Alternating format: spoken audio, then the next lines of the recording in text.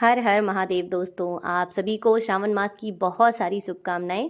जैसा कि आप सबको पता है कि सावन का महीना चल रहा है और बहुत ही पवित्र महीना माना जाता है। भोलेनाथ की पूजा के लिए बहुत ही उत्तम महीना माना जाता है। तो सावन पूर्णिमा भी आने वाली है और साथ के साथ उसी दिन रक्षाबंधन भी रहेगा और सावन का लास्ट सोमवार मतलब सावन के लास्ट सोमवार के दिन ही रक्षाबंधन भी पड़ रहा है। तो बहुत ही अच्छा संयोग पड़ रहा है। तो जो लोग भी सावन का व्रत रहते हैं उन्हें उद्यापन भी लास्ट सोमवार जो है उद्यापन करते हैं। जो लोग 16 सोमवार का व्रत रहते हैं तो वो अपना 16 सोमवार जो है कंप्लीट करने के बाद व्रत का उद्यापन करेंगे। लेकिन जो लोग 5 सोमवार या जो भी अपना जो है सिर्फ सावन का सोमवार रहते हैं वो सावन के लास्ट सोमवार यानी पूर्णिमा के दिन अपना उद्यापन करेंगे। तो उद्यापन आपको किस प्रकार से करना है उसी का वीडियो मैं शेयर कर रही हूँ। तो यथार्थ आप जिस भी प्रकार से बाकी सारे जो है सोमवार की पूजा आपने की है, जिस तरीके से की है आप उसी तरीके से जो है ये सोमवार की भी पूजा आपको संपन्न करनी है। जैसे कि आपने पार्थिव शिवलिंग बनाकर किया है तो आप पार्थिव शिवलिंग बनाकर करिए। आप अपने घर के जो है शंकर भगवान पर पूजा करके जो है व्रत को कंप्लीट किए हैं तो उस तरह से करिए, या फिर आप मंदिर जाकर किए हैं तो आप मंदिर जाकर करिए।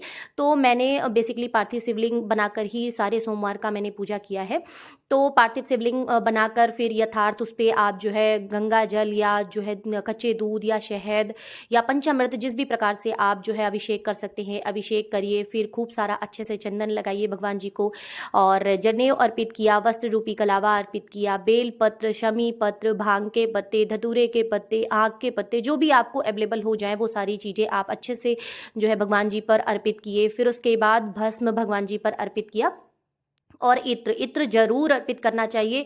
इत्र से कहते हैं कि जिस तरह से भगवान के पास आप इत्र अर्पित करेंगे उसी तरह से आपके जीवन में भी सुगंधी बनी रहेगी अर्थात महकता बनी रहेगी। फिर थोड़े से फल वगैरह जो भी आप भोग अर्पित करना चाहें भोग अर्पित किए, अक्षत जरूर अर्पित करें और कथा सुने। कथा बहुत ही महत्वपूर्ण होती है, बहुत ज़रूरी होती है किसी भी पूजा में कथा सुनना। तो कथा जरूर सुन लें, इसमें मैंने कथा इंक्लूड नहीं किया है लेकिन आप कथा जरूर सुन लें। और आखिरी सोमवार है तो उस दिन तो अवश्य ही सुने क्योंकि उसके बाद मतलब सोमवार खत्म हो जाएगा। कहने का मतलब सावन का सोमवार खत्म हो जाएगा। तो सावन के सोमवार के दिन आप जो है व्रत का कथा जरूर सुने। आप चाहे तो बुक से सुन सकते हैं, पढ़ सकते हैं, या आप नहीं पढ़ना चाहते हैं तो आप किसी भी साइट पे जाकर सुन सकते हैं, कहीं से भी सुन सकते हैं आपकी इच्छा हो तो। फिर उसके बाद अच्छे से भगवान जी पर आरती करें।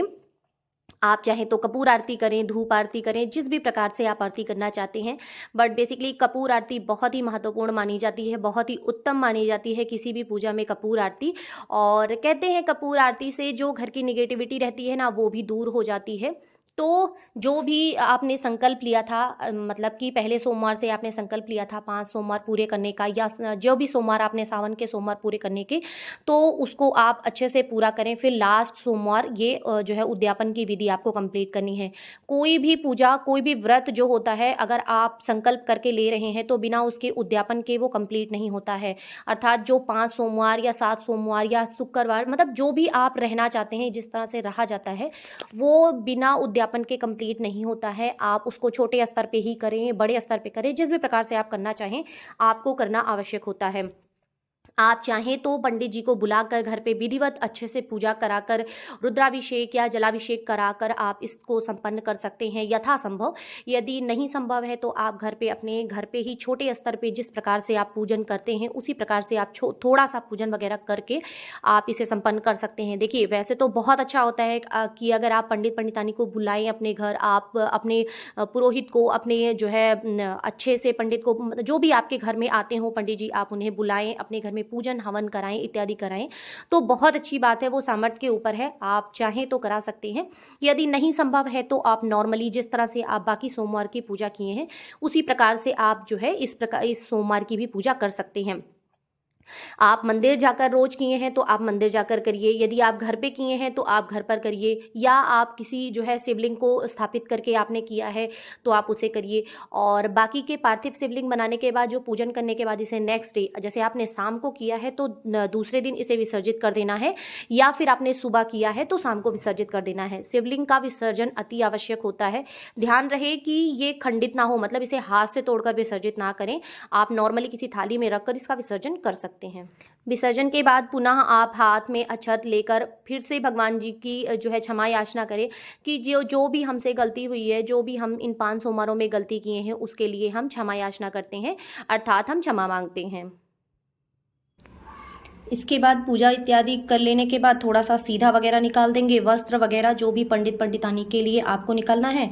वैसे तो नियम के अनुसार आप उन्हें अपने घर बुलाइए, भोजन इत्यादि कराइए यदि संभव हो सके तो, और नहीं संभव है तो इस तरह से आप उसमें आटा, चावल, दाल इत्यादि करके, मतलब जो भी आपके पास पर्याप्त है सीधा उस तरह से चीज़ें निकाल कर इसमें थोड़ी सी सब्जियां या फल फूल करके रख दीजिए। उसके बाद थोड़े से वस्त्र, आप चाहें तो एक वस्त्र रखें, चाहे 2 वस्त्र रखें, या चाहे तो जोड़े में पंडित पंडितानी पूरे दोनों लोगों के लिए अच्छे से वस्त्र वगैरह इत्यादि निकाल दें तो वो बहुत अच्छी बात है। जो भी आपकी सामर्थ्य हो तो इस तरह से आप कर सकते हैं। इसके अलावा आप मंदिर में जाकर डमरू दान कर सकते हैं, या फिर आप त्रिशूल वगैरह मंदिर में जो लगती हैं वो दान कर सकते हैं। जो भोले बाबा के ऐसे इर्द गिर्द ऐसे किनारे किनारे सर्प जो है लपेटा रहता है, जो पीतल का या तांबे का या पीतल का जो भी मंदिर में अवेलेबल रहता है, तो उस तरह की चीज़ें आप मंदिर में दान कर सकते हैं। मतलब यथासंभव कहने का तात्पर्य ये है कि यथासंभव आपके पास जो संभव हो सके, आपसे जो संभव हो सके, जो आपसे पड़े वो चीजें आप दान दीजिए, बहुत अच्छी बात होती है।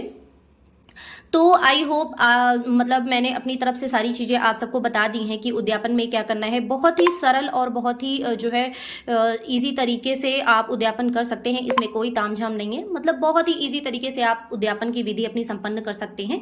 और कहते हैं कि उद्यापन के बगैर कोई भी व्रत कंप्लीट नहीं होता है। मतलब कोई भी व्रत, कहने का तात्पर्य यह है कि कोई भी व्रत यदि आपने उद्यापन किया नहीं किया है तो वो व्रत आपका कंप्लीट नहीं माना जाएगा। तो इसलिए व्रत का उद्यापन करना जरूरी होता है। आप जितने भी व्रत माने हो, 5, 7, 16, बहुत लोग 16 सोमवार का करते हैं, तो उनका जब 16 सोमवार कंप्लीट होगा तो जो है उनका उद्यापन होगा। और बहुत से लोग 5 जो सिर्फ सावन में पड़ते हैं सोमवार, सिर्फ उतने ही सोमवारों का करते हैं। तो आप उन सोमवार का चाहे तो आप उस तरह से कर सकते हैं, यथासंभव जो भी आपकी इच्छा हो। सो फ्रेंड्स, ये छोटा सा वीडियो आप सभी को कैसा लगा कमेंट करके जरूर बताइएगा। वीडियो अच्छा लगा हो तो लाइक, कमेंट, शेयर करना बिल्कुल ना भूलिएगा। आप सभी को सावन के सोमवार की बहुत सारी शुभकामनाएं। हर हर महादेव। आपका दिन शुभ हो।